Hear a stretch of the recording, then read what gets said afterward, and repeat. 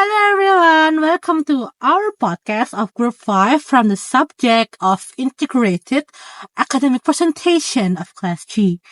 I'm Carla here, and I'm your first host. I will guide you all in our discussion today. And I am Raihan. People used to call me Hans, and I will be her assistant as the second host.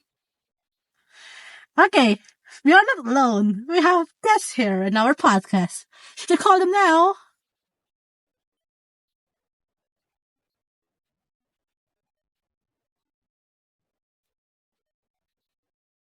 Hello, hi. These are our guesses. This is our guest. Ayun. Okay. For our guest, can you three introduce yourself? Hello, my name is Azza Aulia. You can call me Azza. And my name is Hilwa Fiddien. You can call me Aliyyah. And my name is Zahra Salsabilla Andira, and you can call me Zahra. Okay. Today, in our podcast, we will discuss about something. Can you guess what will our podcast discuss? Yeah. We are going to talk about online learning and COVID-19 pandemic. So, in the late 2019, the world experienced the global health crisis, and it is called the COVID-19. And we know that the pandemic of COVID-19 has significantly affected our life, particularly in education. And when the lockdown began, the school and universities are closed to prevent the spread of the virus. So students and also educators have to adapt and conduct online learning. So what actually happened during online learning? This transition brought benefits, challenges, and opportunities to education. And we conduct this podcast to discuss about the challenges, the benefit, the opportunities, and the effectiveness of online learning during the pandemic of COVID-19. Okay. COVID-19. I think all of us had experienced that pandemic from 2020 until, I don't know. Do you guys know? I think it's about 2023. Oh, the ending of the COVID-19. Yeah. Oh my God. At what grade you were all? I think it's like 9th grade, like my junior high school. Yeah, me too. How about you? I think that... And what grade you were when COVID-19 happened? What grade? 11. Oh, how about you? I think it's starting from 9th grade to 11th grade. What you? Same, 11 grade. Oh my God. So, when COVID-19 viruses started to spread out in Indonesia, and suddenly your school got news that, we have to do a lockdown. And it's like, I'm sure all of our schools at the time suddenly give us a notification about, I'm sorry student, we will have a long holiday. Yes. It was actually start to be 2 weeks, but then extend to be 2 years and then another year. And there's the important part. There is no national exam. I think it was a joy, for like senior high school or junior high school, because we finally, can escape from UNAS. But at the same time, I was feeling like it was all useless because, we had learned about UNAS material this and that, but no UNAS at all at the end. And then, did you feel bored, to had such a long holiday? To be honest, yeah. Very, very. Actually, 2020 was empty. Actually, I feel like stupid because like we learned through Zoom. Oh my god, it was such an experience for us all. We had such nostalgia. For everyone who is watching this podcast, please enjoy. And let's start with a presentation from each member about each article that we have read. Okay, how about we start from Azza first? Hi Azza! Hello, How are you? I'm good. And what was your first article is about? I chose an article by author Raihan. The point of this article is that the COVID-19 pandemic forced education to switch from face-to-face to online learning. So, teachers must use innovative and effective learning style online. Learning is not only about the use of technology, but also to selection of the right model and strategies according to the needs of student and exciting condition. Some of the online learning models discussed include project-based learning, ICT research, problem and modules. The article also introduced for learning design framework, the Azure, POE2WE, and ROPS. By applying this model and design, online learning can increase student engagement, independence, and achievement. Thank you so much, Azza, for what you were just talking about. Okay, from Azza, it's me. Okay, my article is from overseas. It's called Online Teaching Benefits and Challenge During Pandemic COVID-19, a comparative study of Pakistan and Indonesia by author Sahib Khatun Tahim, Muhammad Jaffer, Zainal Abidin, Quratulain Mirza, and Habibullah Katan.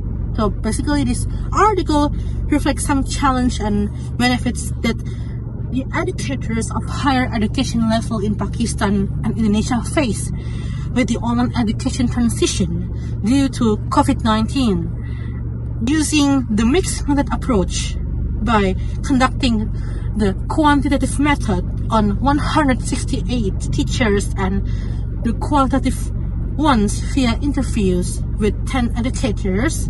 Key findings from the study showed that where personal challenge seemed to be similar in both countries, Pakistan and Indonesia, more substantial technological challenge were faced more by Pakistani teachers when compared to the Indonesian teachers, their counterpart. Some of the benefits of online teaching that teachers mentioned were the flexibility in teaching, more conducive to student participation, and the use of multimedia. The study is about the need to improve training and resources to enable educators to properly integrate technology into their teaching practices, which will then inform educational policies and practices proposed in a post-COVID world. That's all. I chose an article made by Swarsi 2022 titled Kendala Pembelajaran Jarak Jauh Selama Masa Pandemi COVID-19 di SDN Cipisang Besar Selatan 19 Pagi Jakarta. It focuses on the challenge of distance learning at an elementary school in Jakarta. It highlights key issues like limited access to devices, unstable internet, low digital literacy, and minimal support from their parents. These problems made it hard for students to participate fully in online learning. The study is relevant to the research question because it shows how infrastructure and socioeconomic barriers affected learning during the pandemic, especially in public primary. Okay, I find an article that discussed the effective online learning during COVID-19. It was found that 48% of the 150 respondents chose effective, which met their needs, such as the condition is during the pandemic requiring online learning. Also support be the collect data, which has been analyzed and focused on measuring student perception of the effective of online learning, include aspects such as media use, understanding of the material, and the challenges. The findings indirectly support the idea that the situation forced them to complete their studies online, provide a strong reason to prove the effectiveness of online learning. In the other side, a lot of people said it. I was inefficient because it was erratic. Assignments are given too much when compared to later offline, and the material sent is so concise without detailed explanation. This is the article from the Open University of Sri Lanka. The title of the article is Challenges and Opportunities of Learning via Zoom in the COVID-19. It was written by Nazahra et al. And was published in 2021. And it was reported that delivering lecture via Zoom or learning is time-saving and also user-friendly and convenient during this crisis. It also brought several opportunities to create creative learning, such as the use of some other social media and platforms like WhatsApp group, Facebook groups, email, and a learning website to share the Zoom link and PowerPoints from the learning. And we also conduct Q&A session and conduct problem-based learning. The challenges were technical issues such as not availability of laptop or mobile phone or internet connection and less IT knowledge. The other problem is unstable coverage, background noises, and less face-to-face interaction and high charges of internet data. Okay, is that all? We see that there seems to be comparing and contrasting findings from the 5 articles. What do you think is the key? I compared 5 articles on online learning during COVID-19 and they shared common challenge and benefits. A major issue was limited access to device and internet, mentioned strongly in articles made by Surasi 2022 and Sahim 2022, with Pakistan teachers facing more tech struggle than Indonesians. Marbun 2021 and Susari 2021 highlight low engagement and lack of interaction as key problems. Despite this, some benefits like teaching flexibility and multimedia use were seen, especially in Bahasoan 2022.